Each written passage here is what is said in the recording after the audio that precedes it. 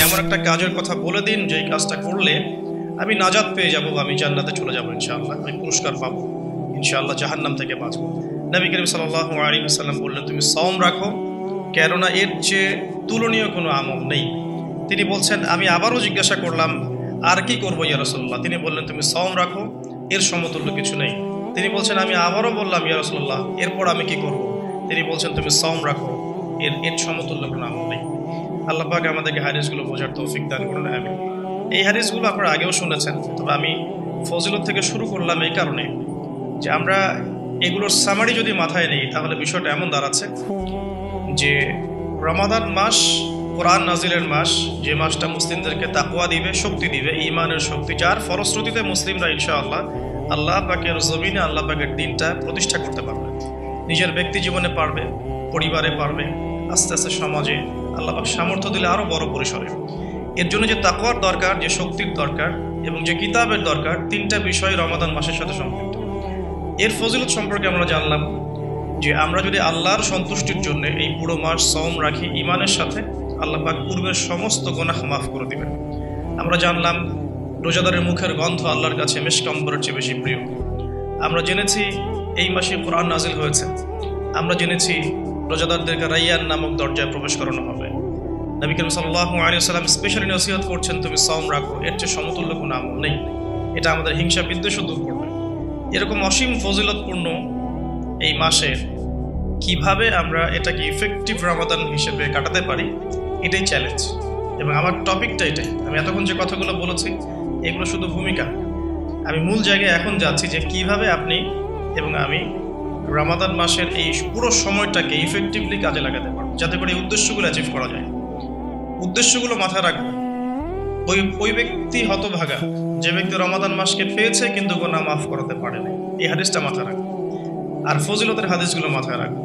কিয়ামুল লাইলের ফজিলত, রমাদানের সাওম রাখার ফজিলত, রাইয়ান নামক দরজা, জান্নাতের উঁচু মাকাম, আল্লাহর কাছে সুপারিশ করা, এগুলো মাথায় রাখছি। মূল উদ্দেশ্য হচ্ছে ইফেক্টিভলি রমাদানকে কাটানো, যাতে করে তাকওয়া অবলম্বন করা যায়, তাকওয়া অর্জন করা যায়। অনেকেই শুনেছি তাকওয়া, আল্লাহ ভীতি, আল্লাহর নিষেধকৃত বস্তুগুলো থেকে দূরে থাকা, কিন্তু অর্জন করার মাধ্যমগুলো কি, কোন কোন কাজগুলোর মধ্য দিয়ে অর্জন করা যায়, এটা কিন্তু আমরা খুব একটা আলোচনা করি না। আমরা ইফেক্টিভ রমাদানের প্রথম যে কাজটার কথা লিখেছি, আমি নোট করেছি এখানে মোটামুটিভাবে 20টার কথা। আমি স্টার্ট করছি এখান থেকে। ইফেক্টিভ রমাদান শুরু হবে কিন্তু আমাদের আজকে মানে সন্ধ্যার পর থেকে আর কি। আমরা নিশ্চয়ই পশ্চিমা সংস্কৃতির মতো রাত 12টার সময় রাত দিন কাটাই না। আমরা জানি আমাদের রাত এবং দিন শুরু হয় সূর্য ওঠা এবং ডোবার সাথে সম্পৃক্ত। সূর্য ডুবে গেলেই আমরা এখন রমাদানে প্রবেশ করছি। আমরা দোয়া করি আল্লাহর কাছে, আল্লাহ পাক যেন আমাদেরকে সুস্থ শরীরে রমাদানের সমস্ত সাওমগুলো রাখার তৌফিক দান করেন এবং রমাদান মাসটাকে ইফেক্টিভলি কাটানোর তৌফিক দান করেন। আমরা আমাদের চেষ্টাগুলো অব্যাহত রাখবো, বাকিটা আল্লাহ রাব্বুল আলামিন কবুল করার মালিক। আল্লাহ পাক চাইলে অল্প আমলেই নাজাত হয়ে যাবে ইনশাআল্লাহ আযজা ওয়া জাল। শুরুটা হবে মূলত তারাবি দিয়ে। আসলে আজকে আমরা তারাবি দিয়ে শুরু করছি।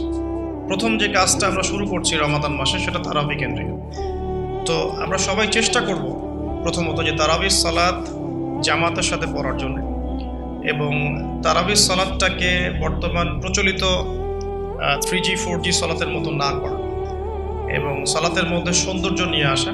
আমরা যেটা করি রমাদান মাসে, ফেসবুক, ইউটিউবিং বা লেকচারগুলো সবখানে একটা বিষয় কমন উঠে আসে, সেটা 4 টাকা 20 টাকা, যেটা নিয়ে আমি কোনো কথা কখনোই বলবো না ইনশাআল্লাহ। অ্যাটলিস্ট আমার পক্ষ থেকে এরকম কোনো কথা আপনারা শুনবেন না। আমরা এখানে একটা শব্দ ব্যবহার করতে চাই, সেটা হচ্ছে নামাজের কোয়ালিটি। আপনি 8 টাকা দিয়ে পড়েন আর 20 টাকা দিয়ে পড়েন, আমি বলবো যে নামাজের কোয়ালিটিটা কেমন রয়েছে। কোয়ান্টিটি নিয়ে আমার কোনো মাথা ব্যথা নাই। নবী করিম সাল্লাল্লাহু আলাইহি ওয়াসাল্লামের যে 8 রাকাতের হাদিসটা আনা হয়েছে, 8 রাকাত বা 11 রাকাতের হাদিসটা সহিহ বুখারী থেকে আয়েশা রাদিয়াল্লাহু আনহার উদ্ধৃতি দিয়ে, সেই নামাজের সৌন্দর্য সম্পর্কেও কিন্তু কথা এসেছে। আয়েশা রাদিয়াল্লাহু আনহা বলেছেন, তুমি আমাকে সেই নামাজের সৌন্দর্য সম্পর্কে জিজ্ঞেস করো না। হাদিসের কথাটা কিন্তু এমন ছিল, তুমি আমাকে, রাবিকে আয়েশা রাদিয়াল্লাহু আনহা বলছেন, তুমি আমাকে এই নামাজের সৌন্দর্য সম্পর্কে জিজ্ঞেস করো না। তিনি কিয়াম করলেন, প্রথম রাকাতেই 1 পারা 2 পারা 2.5 পারা কোরআন পড়ে ফেললেন এবং রুকু করলেন। রুকুতে ততক্ষণ থাকলেন যতক্ষণ তিনি কিয়ামে ছিলেন। রুকু থেকে উঠে ততক্ষণ দাঁড়িয়ে থাকলেন যতক্ষণ রুকুতে ছিলেন। সিজদায় গিয়ে ততক্ষণ থাকলেন যতক্ষণ তিনি দাঁড়িয়ে ছিলেন। তার পা ফুলে যেত। আমরা রাকাত সংখ্যা নিয়ে ঝগড়া করি, কিন্তু তিনি অল্প রাকাত নামাজের যে দলিল, সেখান থেকে আমরা কোয়ালিটি নিয়ে কথা বলি না। আদৌ কি আমরা এভাবে 8 রাকাত নামাজ পড়ছি যেভাবে রাসূলুল্লাহ সাল্লাল্লাহু আলাইহি ওয়াসাল্লাম করেছেন? তো রাকাত সংখ্যাটা বড় কথা নয়, বড় কথাটা হচ্ছে যে আমাদের নামাজের কোয়ালিটিটা কতটুকু হচ্ছে, নামাজের ধীর স্থিরতা কতটুকু হচ্ছে, কতটুকু কোরআন তেলাওয়াত করছি, রুকু সিজদা কত লম্বা করছি। আমি জানি এখানে আমরা তার মতো করে করতে পারবো না, এটা আমি জানি, কিন্তু কিছু পরিবর্তন আমরা আনতে পারি। প্র্যাকটিক্যাল সে কথাগুলো বলবো ইনশাআল্লাহ। যেমন নর্মালি আমরা নামাজ দাঁড়িয়ে হয়তো সূরা ফাতিহা পড়ি, সূরা ফাতিহা পড়ার পরে আমরা একটা সূরা মিলিয়ে পড়ি। আমরা রমাদান মাসের সওমে একটা সূরার জায়গায় আরও কয়েকটা সূরা মিলিয়ে পড়তে পারি। আপনার কিয়ামটা কিন্তু লম্বা হবে। হয়তো আপনি হাফেজ নন, কিন্তু আপনি চাইলে কিন্তু কয়েকটা ছোট ছোট সূরা একসাথে পড়তে পারেন, যাতে করে আপনার টাইমটা কিন্তু লম্বা হচ্ছে, আপনার কিয়ামটা লম্বা হচ্ছে। এবার আপনি রুকু করছেন, রুকুতে গিয়ে আমরা সাধারণত একটা তাসবিহ পড়ে ফেলি, সুবহান রাব্বিয়াল আযীম, সবাই এটাই পড়ি। ম্যাক্সিমাম মানুষ 3 বার পড়ে আমার জানা মতে। রমজান মাসে আপনি এটাকে সৌন্দর্যমণ্ডিত করতে পারেন, আপনি চাইলে আরও একটা তাসবিহ অ্যাড করতে পারেন, সুবহানাকা আল্লাহুম্মা রাব্বানা ওয়া বিহামদিকা আল্লাহুম্মা গফিরলি, এটা একটা তাসবিহ আছে। অথবা সুবহুন কুদ্দুসুন রব্বুল মালাইকাতি ওয়ার রূহ, এটা অ্যাড করতে পারেন। আপনি কিন্তু আরও এক্সট্রা 2টা তাসবিহ অ্যাড করলেন, আপনার রুকুটা লম্বা হলো, নামাজটার মধ্যে সৌন্দর্য বাড়লো। আমরা উঠে দাঁড়িয়ে অনেক সময় সামি আল্লাহু লিমান হামিদা বলেই আমরা চলে যাই সিজদায়। আমরা কিন্তু ওখানে রব্বানা ওয়া লাকাল হামদুর পরেও হামদান কাসীরান তাইয়িবান মুবারাকান ফিহি বলতে পারি, সময়টা বাড়লো, রুকুটার সৌন্দর্য বাড়লো। সিজদায় গিয়ে আমরা যা করি সুবহান রাব্বিয়াল আ'লা 3 বার বলি, উঠে চলে আসে। অনেকে হয়তো 3 বারের জায়গায় 5 বার, 7 বার, 10 বার অনেকে এইভাবে বলি। কিন্তু আমরা এই রমজান মাস থেকে নিয়াত করতে পারি, চেষ্টা করতে পারি যে সিজদায় গিয়ে আমরা একাধিক তাসবিহ পড়লাম এবং কমপক্ষে 1-2টা দোয়া হলেও সিজদায় করলাম। আল্লাহুম্মা আতিনা ফিদ দুনিয়া হাসানা ওয়া ফিল আখিরাতি হাসানা ওয়া কিনা আযাবান নার। এই দোয়াটা জানে না এমন কোনো মানুষ কিন্তু নাই। আর নবী সাল্লাল্লাহু আলাইহি ওয়াসাল্লাম বলেছেন, সিজদায় মানুষ আল্লাহর এত কাছে থাকে যত কাছে সে কখনোই থাকতে পারবে না। তো আমরা সিজদায় দোয়া করলে সিজদার সময়টা বাড়লো, নামাজের সৌন্দর্য বাড়লো। আমরা নবী সাল্লাল্লাহু আলাইহি ওয়াসাল্লামের মতো পা ফলানো নামাজ না পড়তে পারলেও অ্যাটলিস্ট নামাজের টাইমটা বাড়াতে পারলাম, সৌন্দর্য বাড়লো। এটাই হচ্ছে কিন্তু মূল বিষয় তারাবির সালাতে। কত লম্বা সময় ধরে আমি আল্লাহর সাথে কথোপকথন করতে পারি। আমরা তাশাহুদ দরুদের পরে দোয়া মাসুরা পড়ে অনেকে সালাম ফিরিয়ে ফেলি। এখানে কিন্তু আরও দোয়া করার সুযোগ আছে। স্পেশাল আল্লাহুম্মা ইন্নী আউযু বিকা মিন আযাবিল কবরি ওয়া আযাবি জাহান্নাম ওয়া মিন ফিতনাতিল মাহইয়া ওয়াল মামাত ওয়া মিন শাররি ফিতনাতিল মাসিহিদ দাজ্জাল। এই দোয়া কিন্তু করার কথা জোরভাবে হাদিসে এসেছে যে তোমরা 4টা বিষয় থেকে আশ্রয় চাও। এছাড়াও কিন্তু আপনি সালাম ফেরানোর আগে যে কোনো দোয়াই করতে পারছেন কোরআন এবং সুন্নাহ থেকে। নামাজটা লম্বা হলো, নামাজে আপনি আল্লাহর সাথে বেশি কথা বলতে পারলেন, নামাজের মধ্যে প্রশান্তি পাওয়া গেল। এভাবে নামাজ পড়ার পরে দেখবেন 2 রাকাত নামাজ পড়লে আপনার মনের মধ্যে শান্তি চলে আসছে। অথচ 3G 4G স্পিডে আপনি 10 রাকাত 20 রাকাত নামাজ পড়লে কিন্তু মনের মধ্যে শান্তি পাচ্ছেন না। মূল বিষয়টা কিন্তু এই জায়গায়। প্রথমে স্টার্টটা হবে আমাদের তারাবি থেকে আজকে। আর তারাবির সালাত যে ইমাম পড়াবেন, আমি অবশ্যই রিকোয়েস্ট করব তিনি যেন খতমই পড়ান। রমজান মাসে যদি কোরআন খতম না দিই, তাহলে আমরা কোন মাসে কোরআন খতম দেব? এবং খতম দিতে হবে বলেই যে খুব জোরে তেলাওয়াত করতে হবে 5G স্পিডে, যাতে কেরাত কি করা হচ্ছে ইমাম সাহেবও বুঝতে পারছেন না, মুক্তাদিও বুঝছেন না। এখানে নামাজে কোরআনের হকটা ঠিকমতো আদায় হয় না। একটু ধীর স্থিরভাবে পড়া যেতে পারে। আমরা হয়তো প্রত্যেকটা আয়াতের শেষে ওয়াকফ করতে পারছি না, যেটা নবী সাল্লাল্লাহু আলাইহি ওয়াসাল্লামের সুন্নাহ ছিল। নবী করিম সাল্লাল্লাহু আলাইহি ওয়াসাল্লাম কিন্তু প্রত্যেকটা আয়াতের শেষে ওয়াকফ করতেন, থামতেন, থেমে থেমে তিনি তেলাওয়াত করতেন। হয়তো আমরা সেটা করতে পারি না, কিন্তু আমরা চেষ্টা করতে পারি তেলাওয়াতটার টেম্পোটা যেন কমে যায়, যাতে করে 2 রাকাত নামাজ পড়তে মিনিমাম 5 থেকে 8 মিনিট সময় লাগে। এই নামাজটা পড়লে আমরা মোটামুটিভাবে কিছুটা হলেও হক আদায় করতে পারবো ইনশাআল্লাহ। আমি কিছু প্র্যাকটিক্যাল কথা বলছি, কারণ প্র্যাকটিক্যালি দেখে আমার কাছে এগুলো মনে হয়েছে এই টিপসগুলো হয়তো এগুলো কাজে দেবে ইনশাআল্লাহ। এছাড়াও আমরা জামাতের সাথে নামাজ পড়ার পর আমরা যেটা করতে পারি সেটা হলো শেষ রাত্রে আমরা আবারও ওঠার অভ্যাস করতে পারি। আমরা যদি আর্লি ঘুমিয়ে যাই, এবং রমাদান মাসে আমাদের এটা অভ্যাস করতে হবে, আমরা যেন আর্লি ঘুমাই। আর্লি যদি ঘুমিয়ে যাই, আমরা শেষ রাত্রে ইনশাআল্লাহ সাহারি করার মিনিমাম 1 ঘন্টা 1.5 ঘন্টা আগে যদি উঠতে পারি, শেষ রাতে গিয়ে আমরা আবারও কিন্তু 2-4 রাকাত 8-10 রাকাত নামাজ পড়তে পারবো ইনশাআল্লাহ, এবং পরিবারের সদস্যদেরকে ওঠাতে পারবো। আর এই সময়টা সেই সময় যে সময় আল্লাহ রাব্বুল আলামিন প্রথম আসমানে নেমে আসেন এবং বান্দার জন্য আহ্বান করতে থাকেন, কে আছো আমার কাছে কিছু চাইবে, আমি তোমাকে তা দেবো। কে আছো আমাকে ডাকবে, আমি তোমার ডাকে সাড়া দেবো। কে আছো আমার কাছে ইস্তেগফার করবে, আমি তোমার গুনাহগুলোকে মাফ করে দেবো। তো শেষ রাত্রে দোয়া কবুল হয়। দোয়া কবুলের এই সময়টাতে আমরা যেন ঘুমিয়ে না কাটাই, মিনিমাম 1 ঘন্টা আগে আমরা ওঠার চেষ্টা করব শেষ রাত্রে। তাহলে ওই সময়টা আমরা ইনশাআল্লাহ তাআলা ইবাদতে কাটাতে পারবো। আল্লাহ পাক তৌফিক দান করুন, আমিন। তো আমরা রমাদানের স্টার্টটা করব আজকের তারাবি থেকে, এবং আজকের রাতের আপনার লাস্ট শেষ রাত্রে কিছু নামাজের মধ্য দিয়ে, যেটাকে অনেকে তাহাজ্জুদ বলে থাকেন। আর এরপরে আমরা যে বিষয়গুলোর দিকে ফোকাস করব সেটা হচ্ছে সাহরি এবং ইফতার। যেহেতু আমরা শুরু করছি তারাবি দিয়ে, তারপর ঘুমাচ্ছি, ঘুম থেকে উঠে আবার তাহাজ্জুদে উঠছি, তাহাজ্জুদের নামাজ পড়ার পর আমরা কিন্তু সাহরি পড়ব। সাহরি আর ইফতার দুটাকে আমি একসাথে লিখেছি এই কারণে, এই দুটার মূল মেসেজ একটাই। রমজান মাসে আমাদেরকে নিয়াত করতে হবে এবং চেষ্টা করতে হবে সাহরি এবং ইফতারে যেন খুব বেশি না খাই। প্রথম কথা হচ্ছে এটা, সাহরি এবং ইফতারে এত বেশি খাওয়া যাবে না যেটা আপনার সওমের আধ্যাত্মিকত্ব নষ্ট করে ফেলবে। সওমের যে রুহানিয়াত বা আধ্যাত্মিকত্ব আছে, এটা বেশি খেলে নষ্ট হয়ে যাবে, বেশি ঘুমালে নষ্ট হয়ে যাবে, বেশি কথা বললে নষ্ট হয়ে যাবে, আড্ডা পিটালে, গল্প করলে, অনলাইনের সময় অপচয় করলে, অন্যান্য মুভিসগুলো দেখলে আপনার রমাদানের নূর কিন্তু নষ্ট হয়ে যাবে। বেশি খাওয়ার অভ্যাসটা ত্যাগ করতে হবে রমাদান মাস থেকেই। আমরা কিছু কিছু বিধান দেখেছি যেটা কোরআন এবং হাদিসে আছে, বাস্তবিক খুব একটা আমল আসলে নাই। তার মধ্যে অন্যতম একটা হচ্ছে খাওয়ার সুন্নত। খাওয়ার সুন্নত আমাদের সবার মধ্যে খুব একটা নাই, থাকলে আমাদের ফিটনেসগুলো এমন হতো না আসলে। খেয়াল করে দেখবেন, এই 8 তলা উঠতে কিন্তু অনেকে হাঁপাই গেছে। তো এই ফিটনেসগুলো কিন্তু আমাদের ক্ষতি করছে, আমরা বুঝতে পারছি না। আমি রমাদান মাসে রিকোয়েস্ট করবো বেশি খাবেন না, পেটের 3 ভাগের 1 ভাগ খাবেন, এবং কোনোভাবেই কোনো ম্যানুফ্যাকচার্ড খাবার খাবেন না। কোনো ম্যানুফ্যাকচার্ড ফুড আপনার শরীরের ভিতরে ঢুকতে দিবেন না। ম্যানুফ্যাকচার্ড বলতে বোঝাচ্ছি মানুষ যেগুলোকে প্রডিউস করে মার্কেটিং করছে, যেগুলোর মধ্যে সাইড ইফেক্ট আছে এবং যেগুলোর মধ্যে মানে পুষ্টি উপাদান কম। বাসায় হোমমেড ফুড খাবেন। অনেক সময় দেখা যায় সাহরি এবং ইফতারে আমরা এত বেশি ভোজন রসিক হয়ে পড়ি যে আমরা তারাবির নামাজ ঠিক মতো পড়তে পারি না, অসুস্থ হয়ে যাই, পেট খারাপ হয়ে যায়। এই জন্য বাসার নর্মাল কমন খাবারগুলো খাবেন, এবং এই সিজনে বেশি বেশি মানে জুসি জিনিসগুলো খাওয়ার চেষ্টা করতে হবে স্পেশালি। তাহলে আমরা ফিজিক্যালি ফিট থাকবো ইনশাআল্লাহ। আর শরীর সুস্থ রাখতে হবে এই কারণে, যাতে করে আমরা আল্লাহর ইবাদত বেশি বেশি করতে পারি। তো আল্লাহ পাক আমাদের সবাইকে খাবার নিয়ন্ত্রণ করার তৌফিক দান করুন। আর যে ব্যক্তি খাবারকে নিয়ন্ত্রণ করতে পারে না, সে কিন্তু প্রবৃত্তিকে নিয়ন্ত্রণ করতে পারবে না। একজনের সামনে অনেকগুলো খাবার এনে দেন, তার খাওয়ার স্টাইলটা দেখে আপনি গেস করতে পারবেন তার ভিতরে প্রবৃত্তি নিয়ন্ত্রণের ক্ষমতা কতটুকু।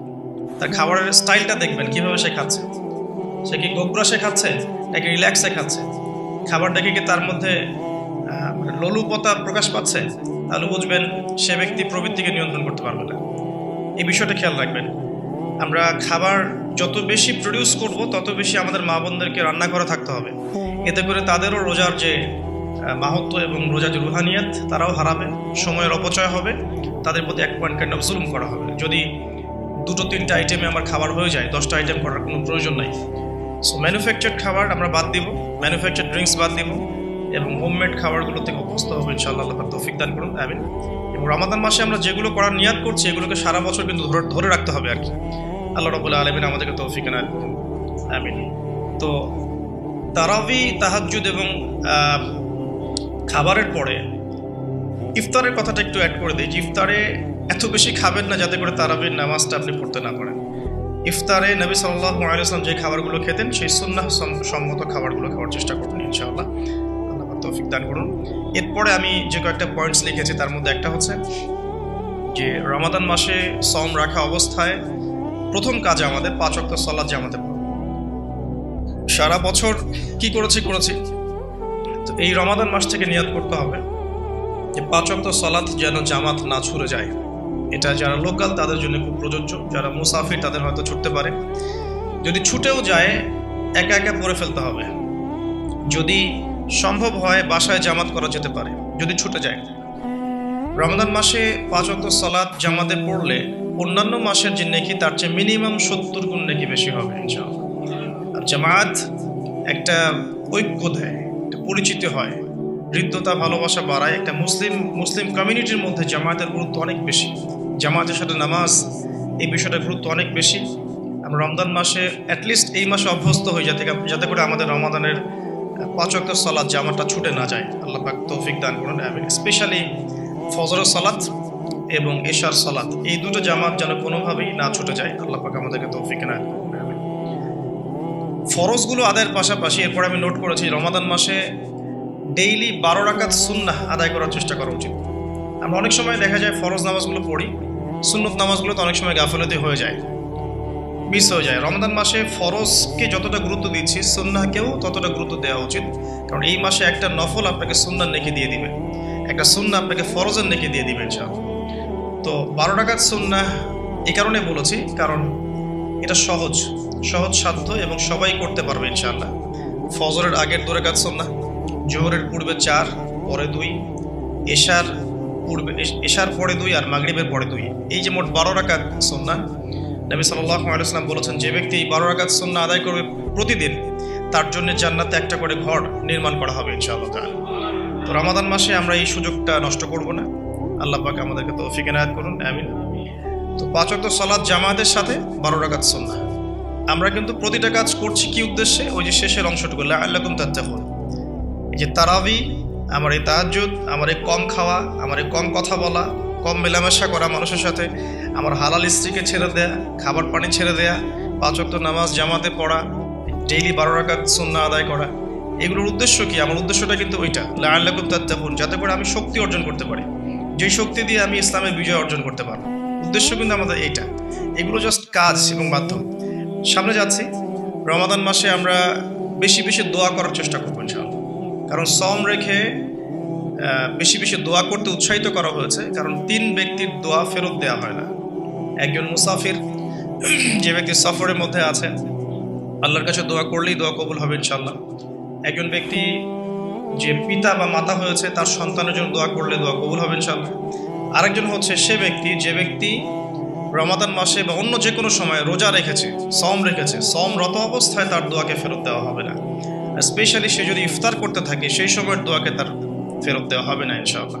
তো আমরা বেশি বেশি দোয়া করবো রমাদান মাসে ইনশাআল্লাহ আযজা ওয়া জাল। আমি দোয়ার জন্য একটা বই সাজেস্ট করছি, সেটা হচ্ছে হিসনুল মুসলিম। এই বইটার মধ্যে প্রচুর দোয়া দেওয়া আছে এবং অথেন্টিক সবগুলোই মাশাআল্লাহ। শেষের দিকে কিছু ঝাড়ফুঁক অংশ আছে, কারো যদি চোখ লাগা বা বদনজর বা জিন ঘটিত সমস্যা থাকে বা তাবিজ কবজ জনিত কোনো সমস্যা থাকে, এগুলো ট্রুথ, এগুলো সত্য, এগুলো কোনো আনসাইন্টিফিক বিষয় নয়। আর কোনো কিছু আনসাইন্টিফিক হলেই যে ইসলামিক হবে না এমনও নয় বিষয়টা। তো হিসনুল মুসলিম বইটা আপনারা কালেক্ট করতে পারেন, সেখানে প্রথম অংশ আছে দোয়া এবং জিকির অধ্যায় এবং শেষের অংশটা আছে সারফুক অধ্যায়।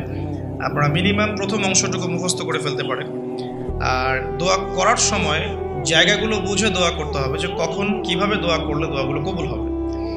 প্রথম কথা হচ্ছে যে দোয়া করার আগে আল্লাহ ভাবে সূরা ফাতিহা পড়ে নিতে পারেন একবার। দোয়া করার শুরুতে আপনি দরুদ পড়বেন, দরুদের ফলে দোয়া কবুল হয়। দরুদ না পড়লে দোয়াটা আসমানে গিয়ে ঝুলে থাকে, উঠিয়ে নেওয়া হয় না। যখন দরুদ পড়া হবে তখন দোয়াটা উঠিয়ে নেওয়া হবে। দোয়া করার কিছু টেকনিক আছে, যে কিভাবে কি দোয়া করলে কবুল হবে, কখন দোয়া করলে কবুল হবে, এগুলো বুঝে দোয়া করতে হবে। অনেকেই বলে দোয়া করে যাচ্ছে কবুল হচ্ছে না। কিছু বিষয় আছে হয়তো এই কারণে হচ্ছে না, হয়তো বা আল্লাহ পাক চাচ্ছেন এটা আপনার জন্য পরে পাওয়া উত্তম, সেই জন্য আপনি এখন পাচ্ছেন না। হয়তো বা আল্লাহ পাক আপনাকে পরকালে দিবেন বলে জমা রেখেছেন, হয়তো এই জন্য পাচ্ছেন না। অথবা হয়তো আপনার আকীদায় শিরক আছে, হয়তো এই জন্য হচ্ছে না।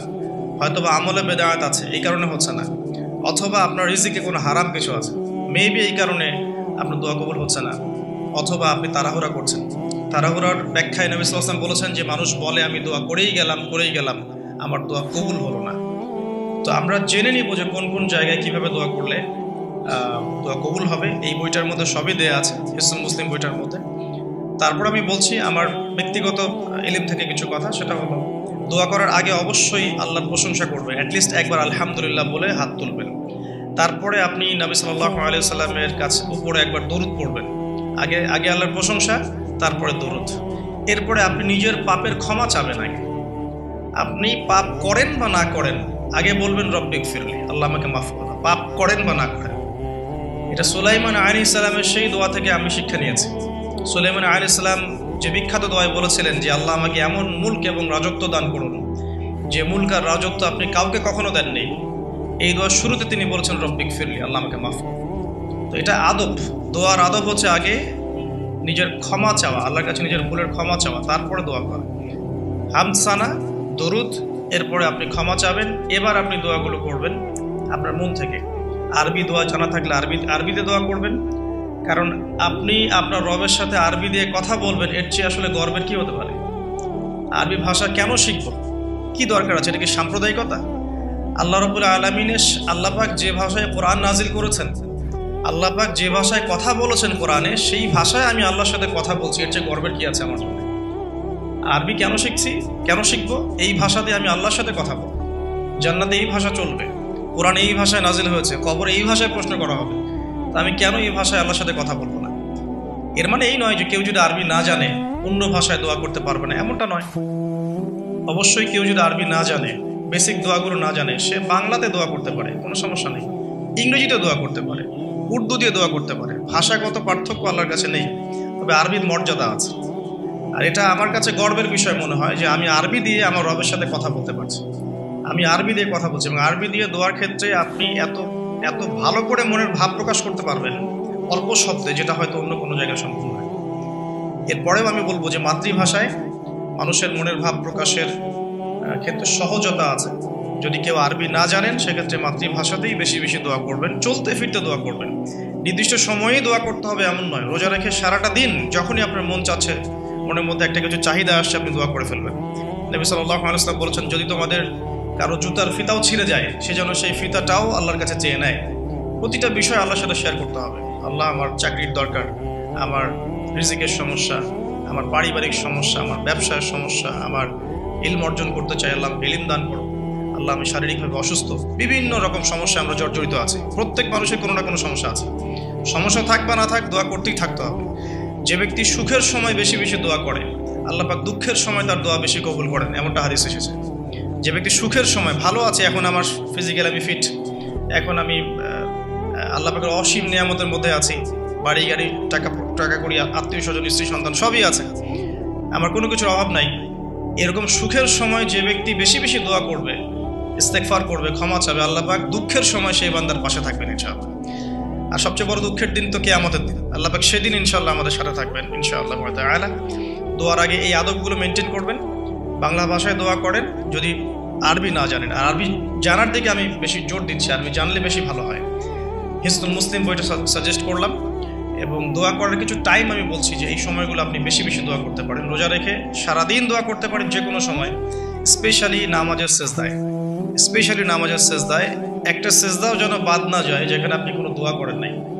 অ্যাটলিস্ট আপনি কিন্তু সেজদায় তাসবিহ পড়েই বলতে পারেন, আল্লাহুম্মা আতিনা ফিদ দুনিয়া হাসানা ওয়া ফিল আখিরাতি হাসানা ওয়া কিনা আযাবান নার, আল্লাহুম্মা আইন্নি আলা যিকরিকা ওয়া শুকরিকা ওয়া হুসনি ইবাদাতিক। যে কোনো দোয়া, আল্লাহুম্মা আনতাস সালাম ওয়া মিনকাস সালাম ফাহাইয়িনা রাব্বিনা বিসসালাম, আল্লাহুম্মা ইন্নী আসআলুকাল হুদা ওয়াত তুকা ওয়াল আফাফা ওয়াল গিনা। কত দোয়া আছে।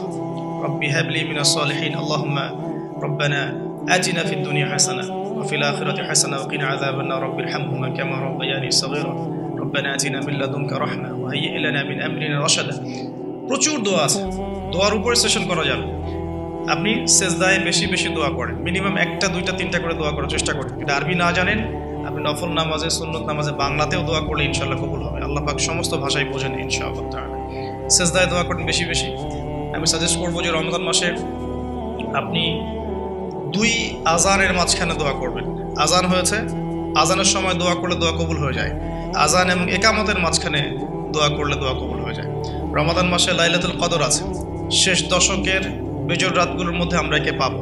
যদি কেউ লাইলাতুল কদর পেয়ে যায়, সেই রাত্রে যে দোয়া করবে সেই দোয়াগুলো কবুল হবে ইনশাআল্লাহ। কাউকে ইফতার করানোর পর দোয়া করলে দোয়া কবুল হতে পারে ইনশাআল্লাহ। দান সাদাকা করার পর দোয়া করলে দোয়া কবুল হতে পারে ইনশাআল্লাহ। হয়তো বৃষ্টি হচ্ছে, আপনি বৃষ্টি দেখে দোয়া করলেন, দোয়া কবুল হবে ইনশাআল্লাহ। দোয়া করার অনেক সময় আছে, অনেক মুহূর্ত আছে, অনেক আদব আছে। এগুলো আমি সাজেস্ট করে দিয়েছি, বইটার নাম হিসনুল মুসলিম। এই বইয়ের মধ্যে সব কিছু লেখা আছে, আপনারা একটু পড়ে নেবেন। আমি এখানে বেশি টাইম দিলে পর্দাগুলো কভার করতে পারবো না। আল্লাহ পাক আমাদেরকে বেশি বেশি দোয়া করার তৌফিক দান করুন, আমিন। আর এরপরে রমাদান মাসে সওম রেখে আমরা বেশি বেশি জিকির করতে চেষ্টা করব। জিকির বলতে কি বোঝাচ্ছি? আল্লাহ রাব্বুল আলামিন তাকে ডাকার জন্যে, তাকে স্মরণ করার জন্য যে বিষয়গুলো মাধ্যম হিসেবে দিয়েছেন, এগুলো প্রত্যেকটাই কিন্তু জিকির। সালাতও এক প্রকার জিকির, আমাদের কোরআন তেলাওয়াতও এক প্রকার জিকির। আমরা এইখানে জিকির বলতে যা বোঝাচ্ছি সেটা হচ্ছে ডেইলি কিছু জিকির আমরা করি, যেগুলোর মধ্য দিয়ে আমরা আমাদের জিহ্বাকে তরতাজা রাখবো, সিক্ত রাখবো। আমরা সবসময় আজে বাজে কথা বলার চাইতে এই কোরআনের কথা, হাদিসের কথা, বা আল্লাহ পাকের তাসবিহ তাহলিল এগুলো তো অভ্যস্ত হলে পরে দেখবেন রমাদানের সওমের আধ্যাত্মিকত্ব বাড়ছে ইনশাআল্লাহ। এটা আপনি প্রমাণিত যে আপনি 1 ঘন্টা অহেতুক কথাবার্তা বলেন কারোর সাথে, আপনার মনের নূরগুলো নষ্ট হয়ে যাবে। এবং আপনি 1 ঘন্টা চুপ করে থাকেন, দেখবেন চুপ করে থাকার ফলে আপনার মধ্যে অনেক চিন্তা আল্লাহর পক্ষ থেকে ইনস্টল হচ্ছে, ভালো চিন্তাও আসে আর শয়তানের পক্ষ থেকে খারাপ চিন্তাও আসতে পারে চুপ করে থাকলে।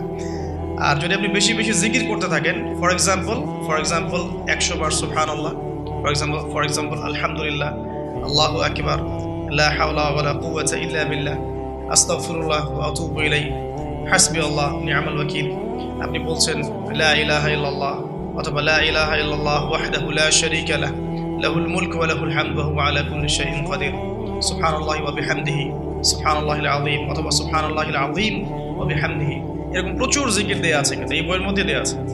এগুলো যদি নিয়ম করে করি, আমরা একটা সময় ফিক্স করে করি যে আমি এই 1 ঘন্টা ফজরের নামাজের পরে এই জিনিসগুলো করব, তাহলে কিন্তু আপনি আপনার রোজার মধ্যে ইফেক্টিভ বিষয়গুলো খুঁজে পাবেন। তবে আমি এটা সাজেস্ট করি যে আপনি চলতে ফিরতে এই কাজগুলো করবেন। ঢাকা শহরে আমরা যারা থাকি আমরা জ্যামের সাথে অভ্যস্ত।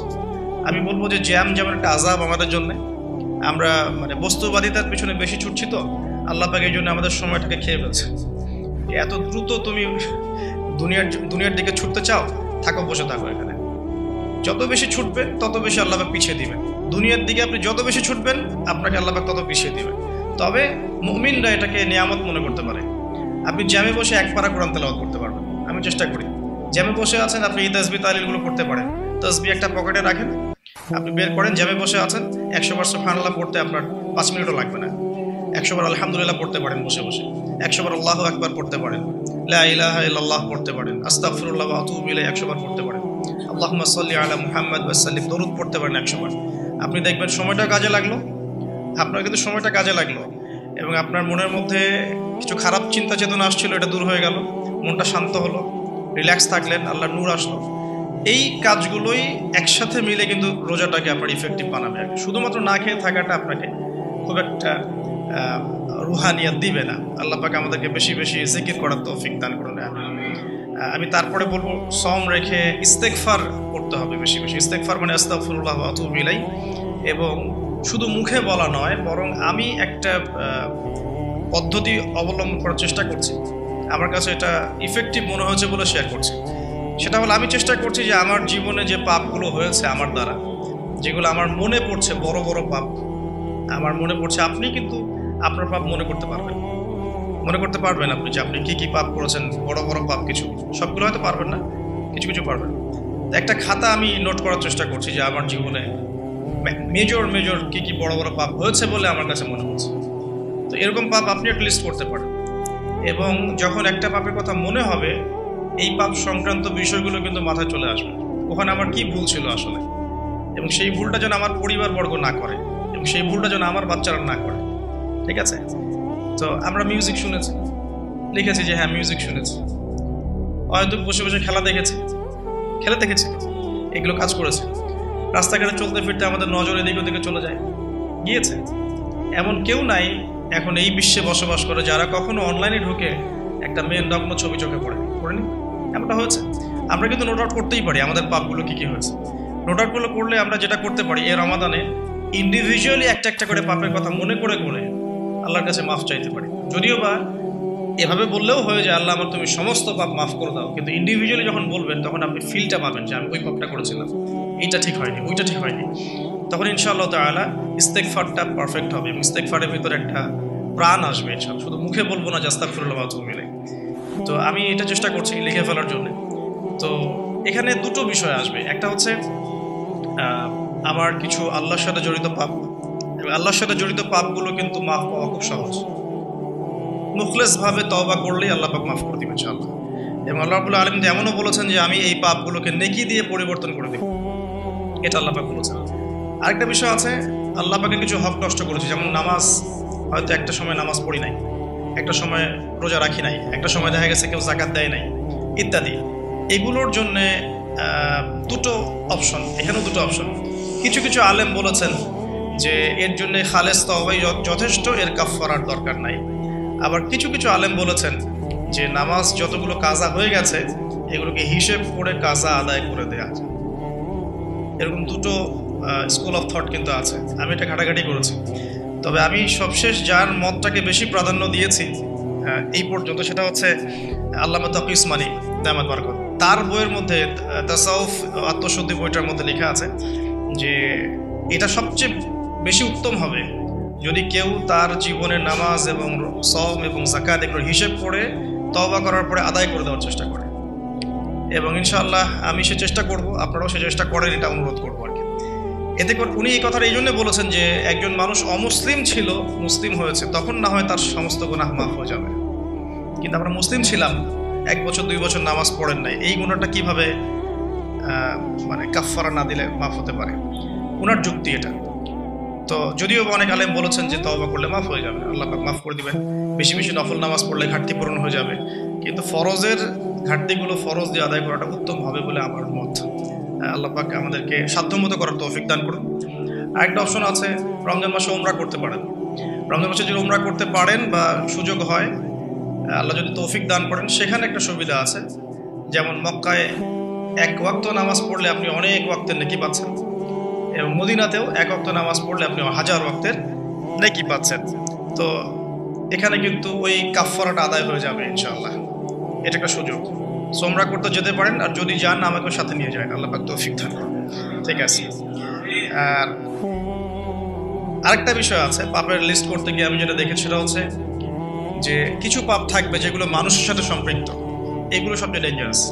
কিছু পাপ আছে আমাদের জীবনে যেটা মানুষের সাথে সম্পৃক্ত, যেমন আমি বা আপনি কারো গীবত করেছি, বা আমি বা আপনি কারো সম্মানহানি করেছি, আমি বা আপনি কাউকে অপবাদ দিয়েছি, বা কারো টাকা পয়সা লুটতরাজ করে খেয়ে ফেলেছি, বা কারো সম্পত্তি আত্মসাৎ করেছি, বা কারো প্রতি জুলুম করেছি। এক কথায় হাকুল ইবাদ, কোনো মানুষের হক নষ্ট করেছি। এই জায়গাটাতেই সমস্যা এবং ডেঞ্জারটা সবচেয়ে বেশি। এটাই সবচেয়ে বড় ভয়ের কারণ পরকালে জাহান্নামে যাওয়ার, আমার কাছে মনে হয়। কারণ যতগুলো পাপ আল্লাহর সাথে সম্পৃক্ত, আল্লাহ পাক এক কথাতেই মাফ করতে পারেন, কোনো সমস্যা নেই ইনশাআল্লাহ। কিন্তু মানুষের হকটা কিভাবে আদায় হবে? যতক্ষণ পর্যন্ত না তার হক তাকে ফিরিয়ে দিচ্ছি, যদি কারো অর্থ সম্পদ নষ্ট করে থাকি, তাকে ফিরিয়ে দেয়া অথবা তার পরিবারকে ফিরিয়ে দেয়া বা তার পক্ষ থেকে দান সদকা করা, এছাড়া কোনো অপশন দেখা যায় না।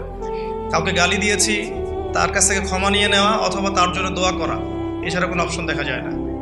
তো আমি একটা দোয়া আপনাকে শিখাই দিচ্ছি ইনশাআল্লাহ। আশা করা যায় এই দোয়ার বরকতে আল্লাহ পাক আপনাকে সুযোগ তৈরি করে দিবেন যাতে করে আপনি তার হক তাকে ফিরিয়ে দিতে পারেন ইনশাআল্লাহ। সেটা হলো আল্লাহুম্মা কফিনি বিহালালিকা আন হারামিক ওয়া আগনিনি বিফদলিকা আম্মান সিওয়াক। এই দোয়াটা যে বেশি বেশি করবে ইনশাআল্লাহ তাআলা, আলী রাদিয়াল্লাহু আনহু বলেছেন যে তার যদি পাহাড়ের সমান ঋণ থাকে, আল্লাহ পাক সেটাও পরিশোধ করার ব্যবস্থা করবেন ইনশাআল্লাহ। তো এটা ডেঞ্জারাস এই কারণে, যদি এগুলো আমরা দুনিয়াতে মিটিয়ে না যেতে পারি, তাহলে পরকালে এই ব্যক্তিরা আমাদের সামনে দাঁড়িয়ে থাকবে। সে আমাকে মিথ্যা অপবাদ দিয়েছে, সে আমার গীবত করেছে, সে আমার টাকা পয়সা নিয়ে দেয়নি, সে আমাকে গালি দিয়েছে, সে আমাকে জুলুম করেছে। এরকম প্রচুর মানুষ কিন্তু কিয়ামতের মাঠে দাঁড়িয়ে থাকবে। এবং অনেক মানুষ কিয়ামতের মাঠে পাহাড়ের সমান নেকি নিয়ে উঠবে। ওঠার পরেও তাদের নেকি থেকে এই মানুষগুলোর হক আদায় করে দেওয়া হবে। যদি হক আদায় করতে গিয়ে নেকি শেষ হয়ে যায়, তখন এই মানুষগুলোর যে গুনাহ, এটা এই মানুষদের উপর চাপিয়ে দেওয়া হবে। এটা ডেঞ্জারাস।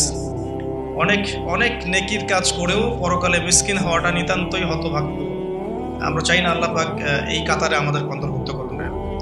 একটু চিন্তা করে দেখেন, কেউ যদি কাউকে রেপ করে, তাহলে সে কত বড় সম্মানের ঋণগ্রস্ত হয়ে গেল, যেটা কখনো তার পক্ষে শোধ করা সম্ভব না। এই জিনিসটা যদি মাথায় থাকে, এই হাদিসটা যদি মাথায় থাকে যে কিয়ামতের মাঠে সবচেয়ে বড় মিসকিন তারা যারা অন্যের কাছে দায়বদ্ধ থাকবে, নামাজ রোজা হজ জাকাত সমস্ত নেকি নিয়ে ওঠার পরেও কারো হক নষ্ট করার দায়ে সে জাহান্নামে চলে যাবে ওদের গুনার ভার নিয়ে।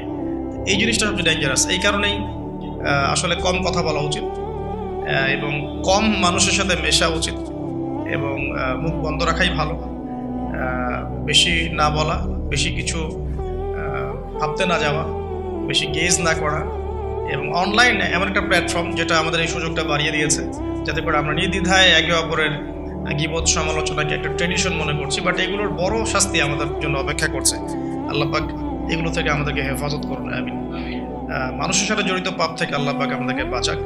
আর যদি সম্ভব হয় রমজান মাসে আমভাবে ক্ষমা চেয়ে নেওয়া উচিত। যেমন পরিবারবর্গকে ডেকে বলা যেতে পারে যে আমার দ্বারা যদি তোমাদের কোনো হক নষ্ট হয়ে থাকে তো তোমরা আমাকে মাফ করে দিও, ঠিক আছে। যদি একজন রাষ্ট্রের নেতা হয়ে থাকে তার বলা উচিত সবার সামনে যে আমি আমার দায়িত্ব পালন করার চেষ্টা করেছি আমার সাধ্যমতো, যদি আমার দায়িত্ব পালনে কোনো রকম হক নষ্ট হয়ে থাকে তোমাদের কারো, আমার উপর কোনো অভিযোগ থেকে থাকে আমাকে মাফ করে দিও। আমভাবে ক্ষমা চেয়ে নেওয়াটা ভালো হবে রমাদান মাসে, কারণ এই মাস ওই যে আমি একটা হাদিস বলছি, সেই ব্যক্তি হতভাগা যে ব্যক্তি এই মাস পেয়েছে কিন্তু নিজের গুনাহ মাফ করাতে পারলো না। আমার গুনাহ তো আমি আল্লাহর কাছে মাফ করালাম না, কিন্তু মানুষের সাথে জড়িত হকটা কীভাবে মাফ করব, এই বিষয়টা বুঝতে হবে। আল্লাহ পাক আমাদেরকে ইস্তেগফার করার তৌফিক দান করুন রমজান মাসে, আমিন, এবং অন্যের হক পরিশোধ করে দেওয়ার তৌফিক দান করবেন। রমাদান মাসে ইফেক্টিভ রমাদানের জন্য নেক্সট আমি লিখেছি জাকাত, যে রমাদান মাসে যাদের জাকাত ফরজ হয়েছে জাকাতগুলোকে অবশ্যই দিয়ে দিবেন। আল্লাহ এটাকে কালেক্ট করে এটাকে সুন্দর করে খাতে বিতরণ করাটা বেশি ভালো হবে। আল্লাহ পাক আমাদেরকে তৌফিক দান করবে, আমিন। আরেকটা পয়েন্ট লিখেছি, বেশি বেশি নফল দান সদকা করা। রমাদান মাসে বেশি বেশি করে নফল দান সদকা করার চেষ্টা করা যেতে পারে। আমরা একটা রেস্টুরেন্টে বসলেই কিন্তু 400-500 টাকা বিল তুলে ফেলি। হ্যাঁ, আমরা তো এমনও চা খেয়েছি যে চায়ের দাম 220 টাকা, এটা ঢাকাতেই পাওয়া যায় এয়ারপোর্টে, স্পেশাল চা 220 টাকা আর কি। মানে কখনো কখনো এমনও হয়, এমনও ডাকাতি হয় যে আমি এটাকে এভাবে ব্যাখ্যা করতে পারি যে ধরেন একজন মানুষ প্রচণ্ড ক্ষুধার্ত, এত বেশি ক্ষুধার্ত যে তাকে আপনি যা দিবেন তাই খেয়ে ফেলবে। একজন ব্যক্তি 7 দিন কিছুই খায়নি, সে কোনো অন্যের সংস্থান তার ছিল না, 7 দিন কিছুই খায়নি, সে প্রচণ্ড ক্ষুধার্ত। এখন আমি তার সামনে 1 প্লেট ভাত নিয়ে গিয়ে বলছি যে এই 1 প্লেট ভাতের দাম হচ্ছে 3000 টাকা, তুই খাইলে খা, না খেলে যা। এখন আপনি বলেন, যে ব্যক্তি এভাবে তার রিজিক অন্বেষণ করছে, এই রিজিক কি হালাল না হারাম? এগুলোই চলছে। আপনি এখন 1 প্লেট ভাত খেতে যান, এখন 1 প্লেট ভাতের দাম 10 টাকা, কিন্তু যখন আপনার প্রচণ্ড ক্ষুধা লেগেছে এখন খেতেই হবে আপনাকে, এখন এই ভাতের প্লেটের দাম 1000 টাকা। খেলে খান, না খেলে যান। যদি না খান আপনি, তাহলে এটা অন্য কাউকে খাওয়াবো যার 1000 টাকা না বরং 4000 টাকা দিয়ে খাওয়ার সামর্থ্য আছে। এগুলোই চলছে, কোটটাই পুরো ডাকাতি। আল্লাহ পাক এইসব ডাকাতদেরকে হেদায়েত করুন, অথবা এদেরকে তাদের পাপের শাস্তি প্রদান করুন। এরপরে আমি বলবো যে বিষয়টা, সেটা হলো যে রমাদান মাসে কিছু প্রজেক্ট করেন আপনারা যাদের সামর্থ্য আছে। ইফেক্টিভ রমাদানের জন্য কিছু প্রজেক্ট করতে পারেন, যেমন ইফতার প্রজেক্ট। যেমন আপনারা অনেকেই সামর্থ্যবান আছেন, অনেকের অনলাইন সেকশনে হয়তো পেজ আছে, গ্রুপ আছে, আমি জাস্ট পরামর্শ দিতে পারি, আপনারা কাজ করতে পারেন। যে যার জায়গা থেকে একটা ফ্যামিলির 1 মাসের ইফতারে কত টাকা যেতে পারে, হয়তো 2000, 2500, 3000 এতটুকু টাকা যাবে। আমরা কিন্তু চেষ্টা করলেই পারি যে এই রমাদানে আমি 100টা পরিবারের দায়িত্ব নিব, 100টা পরিবারের জন্য যে টাকাগুলোর প্রয়োজন সেটা আমি অনলাইনের মাধ্যমে মানুষের কাছ থেকে কালেক্ট করতে পারি, অফলাইনেও করতে পারি, করে ইফতার প্যাকেজ রেডি করতে পারি, করে 100টা পরিবারকে পৌঁছে দিতে পারি। এতে করে যেটা হবে, আপনি অন্যকে ইফতার করাচ্ছেন, অন্যের ইফতার করানোর ফলে ওই রোজার নেকিটা কিন্তু আপনি পাচ্ছেন। এটা কিন্তু হাদিস, যে কেউ যদি কাউকে ইফতার করায়, ওই ইফতার করানোর নেকিটা, ওই রোজার নেকিটা আপনি কিন্তু পেয়ে যাবেন, আপনাকে এক্সট্রা দেওয়া হবে। আল্লাহ পাক তার নেকি থেকে আপনাকে দিবেন না, এক্সট্রা একটা রোজার নেকি আপনি পাবেন ইনশাআল্লাহ। তো রমাজানের সাদাকা প্রজেক্ট করতে পারেন এবং ঈদের প্রজেক্টও করতে পারেন। ঈদের সামগ্রী অনেক মানুষের কেনা সামর্থ্য নাই, অনেক মানুষেরই নাই। আপনি ঈদের সময় ঈদের খুশি একটা প্রজেক্ট করতে পারেন। এখানে আপনি টাকা কালেক্ট করলেন, পরিবার ওয়াইজ কত টাকা করে লাগে ভাগ করলেন, ভলেন্টিয়ার ক্রিয়েট করলেন, দিয়ে আসলেন বাড়ি বাড়ি। এই কাজগুলো এখন অমুসলিমরা করছে না, খ্রিস্টানরা করছে না, অনেক এনজিও করছে না। এই মানব সেবামূলক কাজগুলো থেকে মুসলিমরা পিছিয়ে পড়ছে বলেও কিন্তু অনেকেই ওই দিকে আকৃষ্ট হচ্ছে এবং ওদিকে গিয়ে নিজের ধর্ম বিক্রি করে দিচ্ছে। আপনারা দেশের বিভিন্ন জায়গায় ঘুরতে থাকেন, এগুলো বুঝবেন যে সমাজ সেবার নামে অনেকেই মানুষকে কনভার্ট করেছে ইসলামের থেকে অন্য ধর্মে।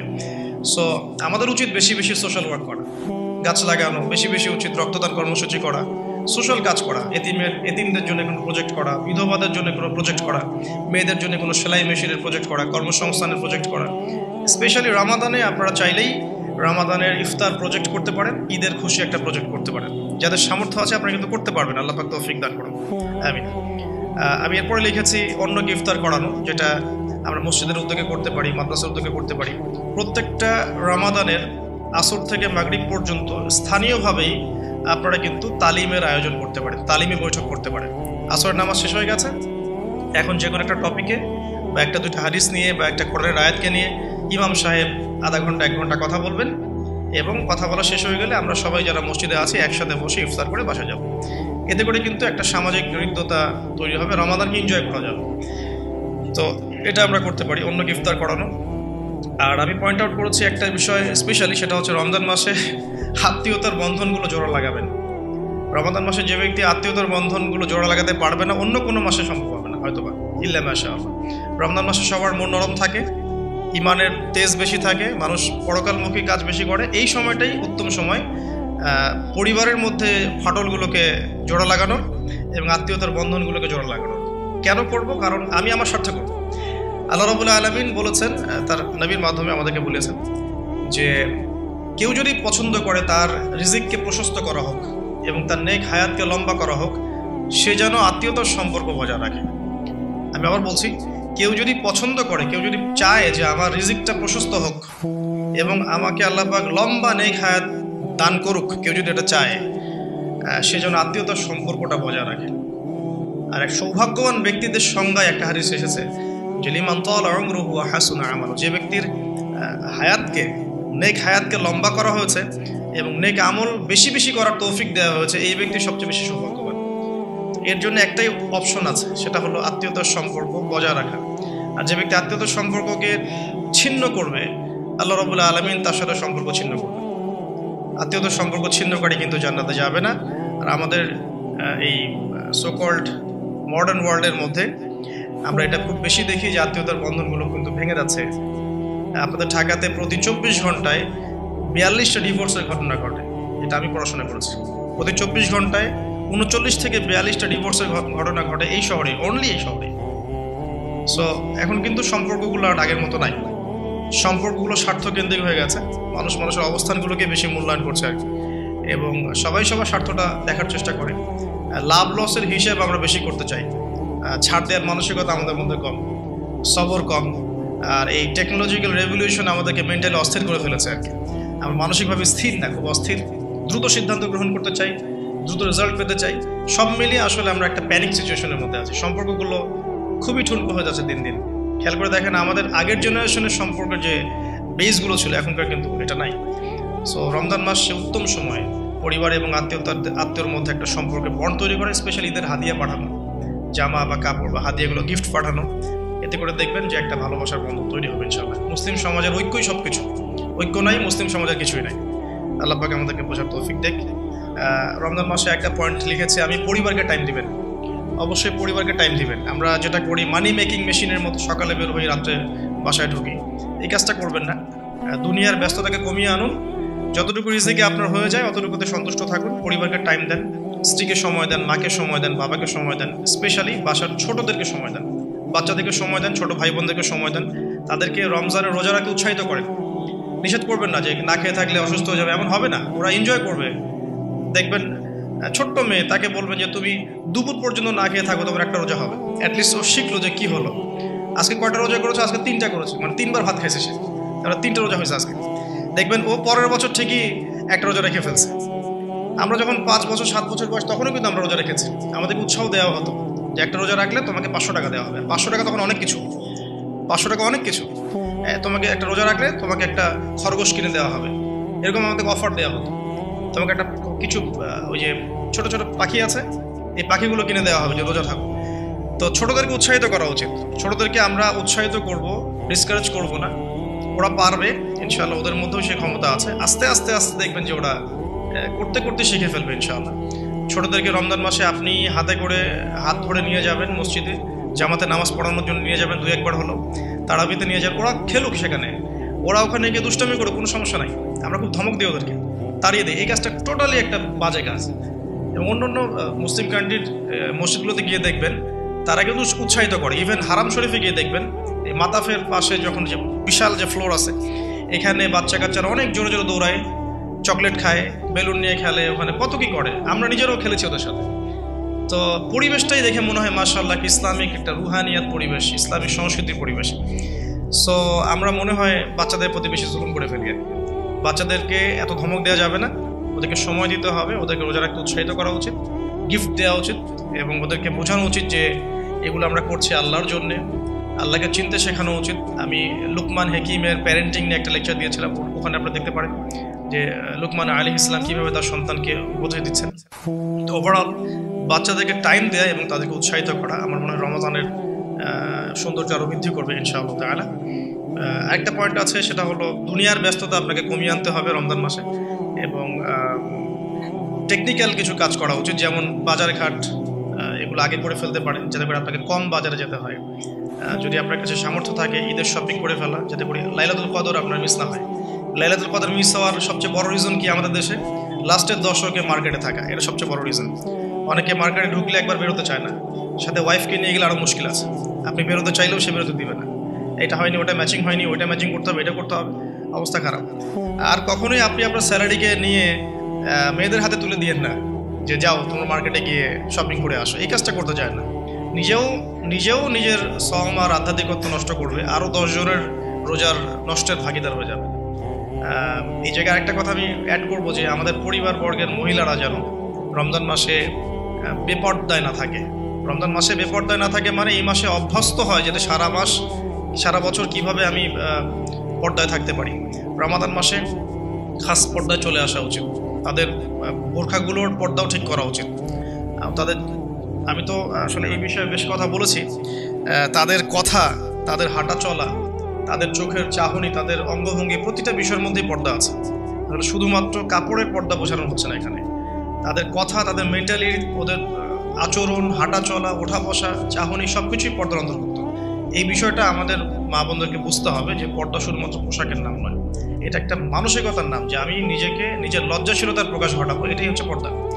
এরপর তো একটা পোশাক লাগবেই, এবং সেটা হবে ঢিলে ঢালা পোশাক, এত বেশি টাইট ফিটিং না যে গায়ের কাঠামো বোঝা যায়, এত পাতলা নয় যে বাইরে থেকে ভিতরের অঙ্গ দেখা যায়, অমুসলিমদের সাথে সাদৃশ্যপূর্ণ নয়, এবং মেয়েরা ছেলেদের পোশাক পরতে পারবে না, যেটা আমাদের শহরে ফ্যামিলিস্ট রেভলিউশনের মাধ্যমে ছড়িয়ে গেছে।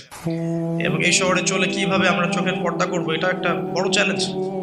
এবং এমন কেউ নাই যার ঘরে আসলে বাবা নাই, ভাই নাই, স্বামী নাই, থাকার পরেও যখন মেয়েরা বের হচ্ছে তো বুঝতে হবে যে ব্যর্থতা আসলে আমাদের মধ্যেও আছে। তো আমরা রমজান মাসে আমাদের মা বোনদেরকে কন্ট্রোল করি, পর্দা শিখাই, এবং এটা ডিফিকাল্ট, কারণ মেয়েদেরকে কন্ট্রোল করা ডিফিকাল্ট। আপনি বেশি চাপ দিতে যায় না, তাহলে ভেঙে যাবে, আবার ছেড়ে দিলেও কিন্তু ওই অবস্থা থেকে যাবে। উত্তম নসিহতের মধ্য দিয়ে তাদেরকে দিনী পরিবেশের মধ্যে নিয়ে এসে দিনের কথাগুলো বোঝানো, বলা এবং পর্দা দিকে উৎসাহিত করা, স্পেশালি ওদেরকে বেশি বেশি মার্কেটে শপিং করতে না পাঠানো, এবং আপনার পুরো মাসের স্যালারিগুলোকে নিয়ে এসে একবারে হাতে গুঁজে দিয়ে রমজান মাসে যদি বলেন যে শপিং করে আসো, রোজার আধ্যাত্মিকতা থাকবে না। আল্লাহ পাক বোঝার তৌফিক দান করুন, আমিন। দুনিয়ার ব্যস্ততা কমিয়ে আনুন এবং পরকালীন কাজ বেশি বেশি করুন রমজান মাসে। আর দুটো কাজ আমি বলবো, একটা হচ্ছে ডেইলি সুন্নাহ। আমাদের প্রত্যেকটা দিন কিছু ডেইলি সুন্নাহ আছে, এই সুন্নাহগুলোতে অভ্যস্ত হওয়ার সবচেয়ে সেরা সময় হচ্ছে রমজান মাস। আমরা নর্মালি অনেক সময় ঘুমিয়ে পড়ি, রমজান মাসে ঘুমের আগে একটু সুন্নাহগুলো আমল করে ঘুমাই। নর্মালি বাথরুমে যাই, রমজান মাসে চেষ্টা করি যে বাথরুমে যাওয়ার আগে পরে দোয়াগুলো শিখে ফেলি। নর্মালি আমরা খাওয়ার আগে আমরা দোয়াগুলো শিখি। প্রতিটা কাজের কিন্তু দোয়া আছে, প্রতিটা কাজের সুন্নাহ পদ্ধতি আছে, এবং এই সুন্নাহগুলো শেখার জন্যে বাংলাদেশের প্রেক্ষাপটে সবচেয়ে বেস্ট প্ল্যাটফর্ম হচ্ছে তাবলিগ জামাত প্ল্যাটফর্ম। এটা আমার মত, আমার সাথে অনেকে দ্বিমত করতে পারেন, আমি দ্বিমতকারীদের ব্যাপারে মোটেও চিন্তিত নই, এবং আমি সমালোচনা জবাব দেওয়ার ক্ষেত্রে খুব পটু নই, শুনতে আমি বেশি পছন্দ করি। কিন্তু আমার মত হচ্ছে তাদের সাথে যদি আপনি থাকেন 3 দিন 5 দিন 7 দিন একটু সময় দিয়ে আসেন, আপনি কিন্তু সুন্নাহগুলো শিখতে পারবেন, কোন কাজের কি সুন্নাহ। তারা খুবই স্ট্রিক্টলি এটাকে কিন্তু আপনার শেখায় এবং এটাকে মুখস্থ করিয়ে ফেলে। আমরা স্কুল লাইফে অনেক শিখেছি, কলেজ লাইফে আমরা সময় অনেক শিখেছি। এগুলো শেখানোর জন্য বেস্ট প্ল্যাটফর্ম আমার কাছে মনে হয়। সো এছাড়াও বইপত্র পাওয়া যায়, কিন্তু বইপত্র পড়ে আমরা যতটা শিখতে পারি সহচর্যে গিয়ে আরও বেশি শিখতে পারি। এই জন্য বলছি যে সময় দিতে পারেন 3 দিন, এতে করে আপনি সুন্নাহগুলো শিখতে পারবেন। আর একটা পয়েন্ট বলে আমি শেষ করতে চাই এই জায়গা থেকে, সেটা হলো রমাদান মাসের সবচেয়ে বড় বিষয়, সেটা সবচেয়ে মেজর, সবচেয়ে বড় বিষয়টা হচ্ছে এই মাসে কোরআন নাজিল হয়েছে। সো এই মাস মানেই কোরআন। আপনাকে এই মাসে অন্য বইপত্র পড়াও বন্ধ করে ফেলতে হবে। এটা আপনার এক্সাম থাকে সেটা আলাদা বিষয়, আপনি এক্সাম আছে, আপনি পড়ছেন, পরীক্ষা দেবেন, সেটা আলাদা বিষয়। আর দেখা যায় বেশি এক্সামগুলো এই মাসেই হয়ে যায়, খেলাধুলার সিজন এই মাসে হয়ে যায়, হ্যাঁ দেখবেন world cup cricket, world cup football, অমুক কাপ তমুক লিগ সব এই মাসেই হয়। এগুলো কাকতালীয়ভাবে হয় না আসলে, নিত্য প্রয়োজনীয় দাম বেড়ে যায়। এই মাসটাকে কেন্দ্র করে অনেক শয়তানি কাজও হয়ে যায়, কারণ শয়তান তো জানে যে এই মাসে তো আমি লক থাকবো, তো এই মাস আসার আগে আমাকে কাজগুলো পুরো প্ল্যানিংভাবে করে ফেলা উচিত, যাতে করে আমি লক থাকলেও সিস্টেম চলতে থাকে। আসলে তাই হয় আর কি, বিষয়টা এমনই থাকে। যাই হোক, রমজান মাস মানেই কোরআন, তো এই মাসে কোরআনকে সময় দিতে হবে আপনাকে টোটালি ডিভোটেড হতে হবে কোরআনের প্রতি। আমি কয়েকটা ক্লাসিফিকেশন বলে দিই, যে যারা কোরআন পড়তেই জানেন না, একদমই পড়তে জানেন না, তাদের জন্য এই মাসের টার্গেট হচ্ছে আমি 30 দিনে মিনিমাম কোরআন তেলাওয়াত করা শিখব। অ্যাটলিস্ট তেলাওয়াত আপনি টার্গেট করেন, যে আমার টার্গেট এই মাসে তেলাওয়াত শেখা। যারা তেলাওয়াত করতে জানেন তাদের টার্গেট এই মাসে একবার হিফজ করা, একবার রিডিং পড়া, একবার খতম দেওয়া, জাস্ট খতম। আপনি শুরু থেকে শেষ পর্যন্ত একবার খতম দিবেন। পার ডে আপনি একটা করে পারা তিলাওয়াত করবেন। যে তিলাওয়াত করতে পারে তার জন্য এটা, যে হিফজ করেছে তার জন্য এই মাসের টার্গেট হচ্ছে তাকে আবার পুরো হিফজটাকে এই মাসে চর্চা করতে হবে। এটা তার লেভেলটা একটু বেশি, লেভেল ওয়াইজ এক এক মানুষের যোগ্যতা এক এক রকম। কেউ তিলাওয়াত করতেই জানে না, তার টার্গেট হচ্ছে আমি এই মাসে তিলাওয়াত করা শিখব। অনলাইনে হোক অফলাইনে হোক, এনি হোক আপনাকে শিখতে হবে। অনলাইনে কোর্স করানো হচ্ছে, অনেকে করাচ্ছে, আপনারা যুক্ত হয়ে শিখেন। অফলাইনে শিখতে পারলে বেশি ভালো হয়। তারপরে যে তিলাওয়াত করতে জানে, ডেইলি একটা করে পারা পড়লে তার 1 মাসে 1 খতম হয়ে যাবে ইনশাআল্লাহ। যে হাফেজ, সে এই পুরো মাসটাতে কোরআনটাকে হিফজ করবে, আবার হিফজ করবে, চর্চা করবে, তারাবির নামাজ পড়াবে, দেখবেন তার হিফজটাকে সে আবার রিগেইন করতে পারবে। তার চেয়ে উঁচু লেভেলে যারা আছে, যারা একটু আরবি বোঝে, আরবি গ্রামার বোঝে বা কোরআনের তাফসীর পড়তে পারে, আলহামদুলিল্লাহ তাদের জন্য এই মাসের টার্গেট হচ্ছে প্রত্যেক দিন 1 পারা করে অর্থসহ পড়বে। তিলাওয়াত তো করবেই, তিলাওয়াত করবে এবং একটা একটা করে আয়াতের অর্থ দেখবে, তাফসীরগুলো দেখবে, একাধিক তাফসীরকে সামনে নিয়ে বসবে। একটা আয়াতের অনেক শানে নজুল থাকে, প্রাসঙ্গিক ব্যাখ্যা থাকে, হাদিস থাকে, এগুলো বিভিন্ন তাফসীর থেকে পড়বে। আমি কখনো বলি না যে এই তাফসীরই পড়তে হবে, যেটা আপনার কাছে বেস্ট মনে হয়।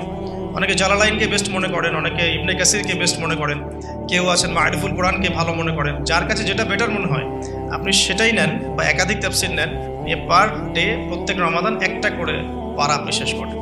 রোজা রেখে পড়েন, ইফতার করে পড়েন। একবারে পড়তে যদি আপনি বোর হয়ে যান, তাহলে আপনি ভাগ করে নেন, আমি প্রথম 10 পৃষ্ঠা শেষ করবো, তারপরে 10 পৃষ্ঠা শেষ করবো, এভাবে করেন। অ্যাটলিস্ট আপনি পুরো দিনে 1 পারা শেষ করেন, ঘুমানোর আগে যেন 1 পারা শেষ হয়, আল্লাহ পাক তৌফিক দান করলেন আমি। আর এরপরে আমি বলবো, যারা কোরআনের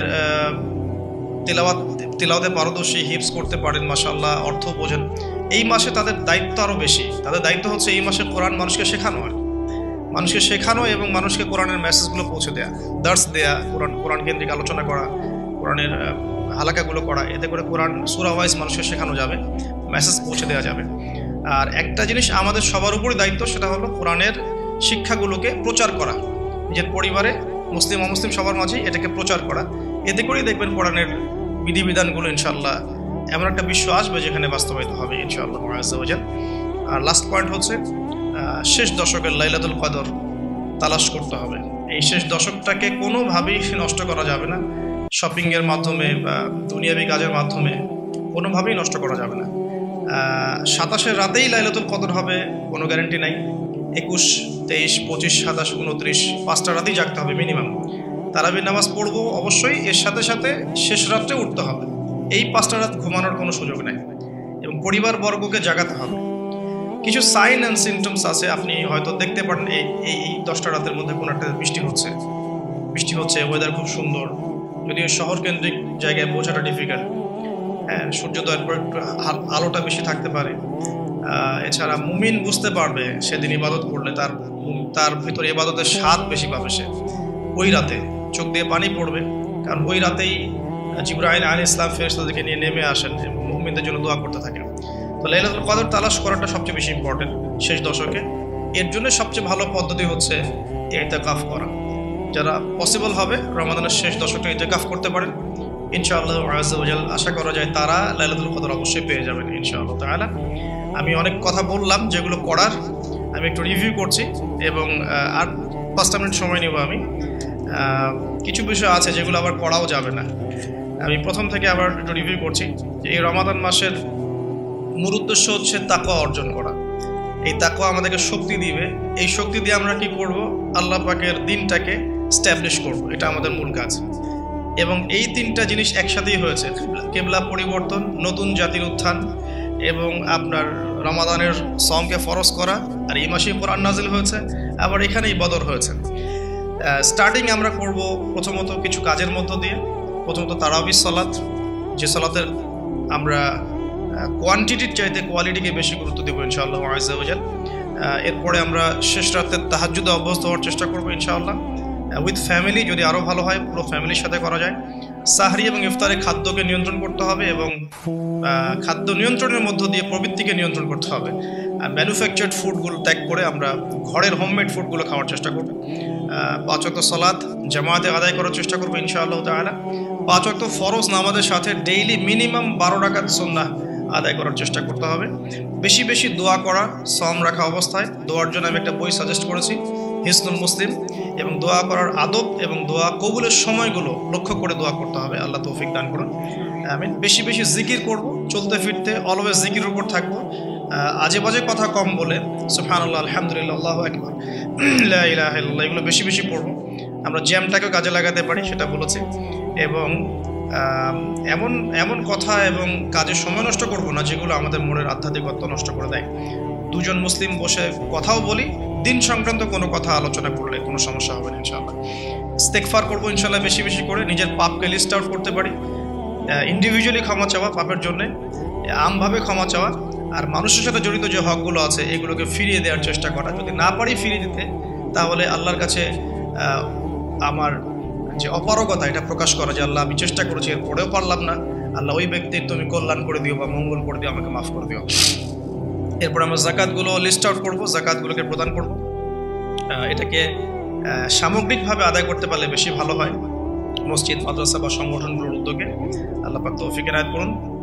বেশি বেশি নফল সাদাকা করব আমরা, স্পেশালি সাদাকাতুল ফিতর।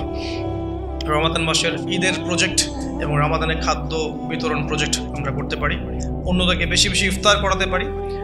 আত্মীয়তার বন্ধনগুলো আমরা অটুট রাখার চেষ্টা করব এবং যে বন্ধনগুলো ভেঙে গেছে এগুলোকে রমাদানে জুড়ে নেওয়ার চেষ্টা করা উচিত। আমরা পরিবারকে টাইম দেবো ইনশাআল্লাহ তাআলা।